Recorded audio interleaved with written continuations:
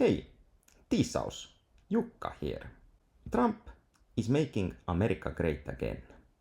But what is greatness? Power. And not the purchasing power of a median American.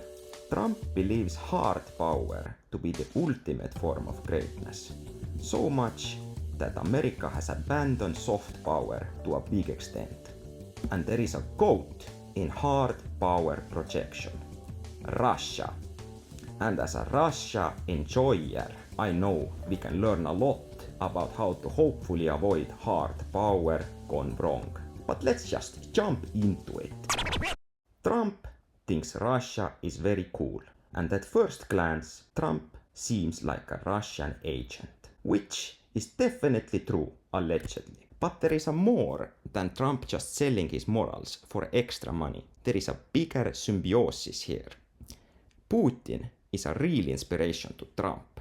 You need to claim everything as your own. If you say you will invade Greenland, this gives you leverage. Someone will want to give you something if you promise not to invade. And even if you attack, they will say, at least he did not attack Canada. Then you do small piecemeal attacks like cutting salami. It is hard to find an appropriate response to a very small infraction. And by taking small slices over months and months, regular people get tired of these headlines in the news. And eventually someone concedes and you get something that was never actually yours.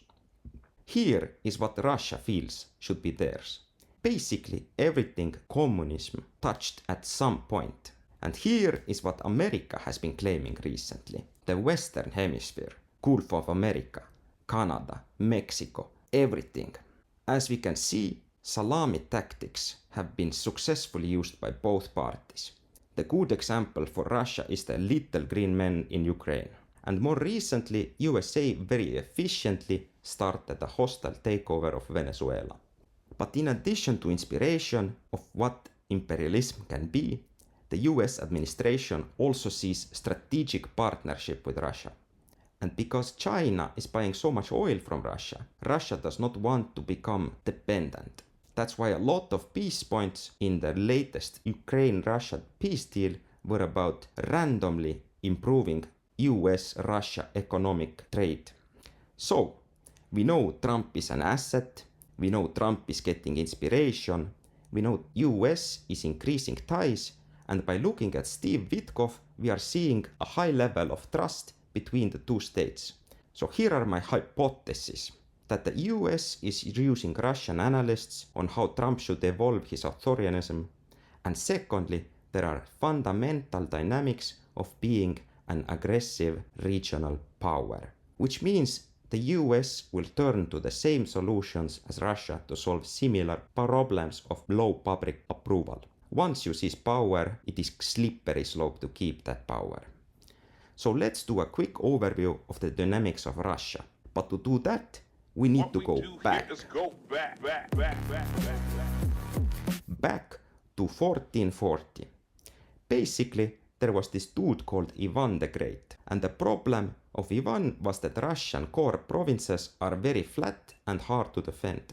And they were constantly at war with neighboring forces, like the Mongols. So Ivan unified Russian provinces, managed to defeat the Mongols, and created strong centralized state in order to create stability. There's also the concept of the Third Reich that we might have heard somewhere before. And the American parallel here is that immigrants are ruining our country. Colombians, Mexicans, we need a strong leader to come in and create stability. After Ivan, there was Ivan. Here the blue areas are mainly the lands of ethnic Russians. And then the purple is the expansion of Ivan the Terrible. Ivan created the secret police and expanded the country a lot. And basically, all the other rulers of Russia have taken the same idea. Stability through strong autocracy, centralization and expansion. The secret police is needed because all the areas outside blue need to be subjugated to Russia. Currently, Russia occupies over 190 cultures within the territories of today's Russia. The parallel with the US is manifest destiny and the subjugation of all the Native American cultures and languages. The idea behind the massive expansion is to expand until you meet the sea or some other defensible geography. All of this necessary to have stability in the region. The main weak point is the European plain, and this has been tested at least twice to the extreme, with Napoleon and Hitler both exploiting this weakness. This leads us to the main driver of imperialism in Russia: fear. They call themselves a besieged fort. Russian imperialism is different from previous US imperialism, where the US has been historically after resources.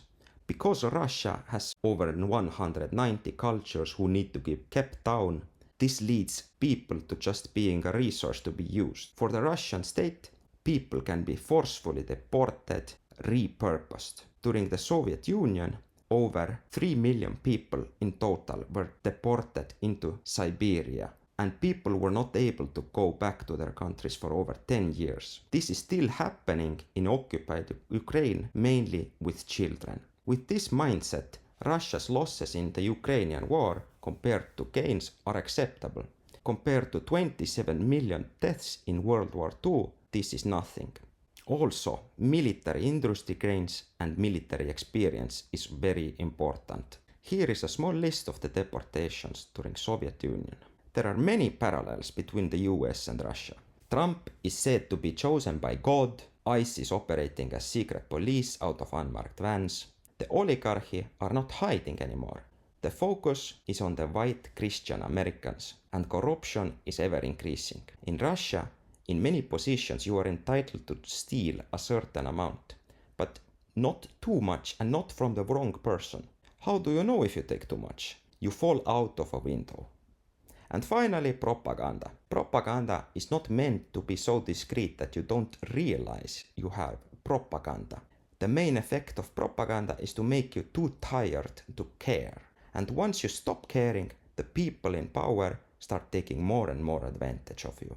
The main missing piece is to convince people to endure intense suffering. So theoretically, this too could be solved by another 9/11. From a Western perspective, it's very hard to understand the mindset of Russia. The average commentator makes themselves feel better because Russia is having a hard time with their 3-day special military operation. But this is a very powerful cultural weapon. The Russian government is conditioning its people that the current situation is not suffering. The real suffering is still to come. And in a competition over whose people are ready to suffer the most, the West is far behind Russia, giving Russia a lot more leverage. Never underestimate Russia's capacity to suffer. This has been said time and time again by US generals and US military staff. And Russian culture uniquely elevates suffering as sacred and identity defining to the point of obsession. Rooted in orthodox theology and centuries of political hardship, it is reinforced everywhere. Literature, language, rather than something to avoid, suffering is seen as redemptive, giving moral depth and collective meaning. So, what might US look to borrow? First, spread a culture of embracing suffering via Christianity. This is very important to offset the loss of economic progress, because US will be optimizing towards power projection and bigger borders over economic success. Also, the US will increase authoritarianism, corruption, propaganda, and normalize persecution of political opponents. And lastly, fear-based imperialism. Remember 9/11. What a nice bump in approval ratings. Do we really think Trump does not want to press that button? Biden wouldn't press that button. Of course, anyone smart would press that button. Come on. And of course, the dark side of the playbook. To be more ruthless and terrorize more in order to gain more leverage. For the Russian government, killing children in a playground with a high-precision missile is a win, because if as a result people from neighboring countries of Russia don't feel safe raising children, then neighboring countries lose economic capability. This makes Russia more powerful. Repeatedly and deliberately killing children is inhumane. Nothing is sacred for Russia. This is why a lot of people call Russians orcs. And of course, we have the cultural erasure. Project 2025 envisions the creation of a white Christian nation. Somehow this will need to be accomplished. Deportations and dissidents. Deportations of dissidents. ICE already has a framework of deporting whoever they want into a place where those people have never been. It's just a matter of increasing volume. Imagine the potential future. The interest rate in the US is over 15%. Median purchasing power is down 30% compared to 2025. But hey, at least US borders are bigger now. One day after a big tech CEO says he doesn't feel comfortable giving Trump's government access to the private messages of US citizens on his platform, ICE detectives are called to his mansion. In front of the detectives lies the CEO dead. 2 gunshots to the back of the head. Suicide, huh? Case closed. 2 weeks later, 600,000 American citizens who Trump's LLM has considered to be a traitor are forcefully deported to the newly minted 51st state of the US, Mexico. Passports are removed and people are declared a second-class citizen, unable to leave Mexico. The goal of the deporting of citizens is to make Mexico English-speaking. Spanish is banned from official use. So, in front of you lay 2 wolves. Both of them are functionally incompetent due to billionaire lobby interest. So I want you to link this video to your favorite streamer to get that reaction video. Link this to your rich uncle, your politician dad, and make them think how we can avoid this dark future. Anyway, this is so sad. Can we hit 50 likes? Don't forget to click the like, click subscribe, click the bell, and click on my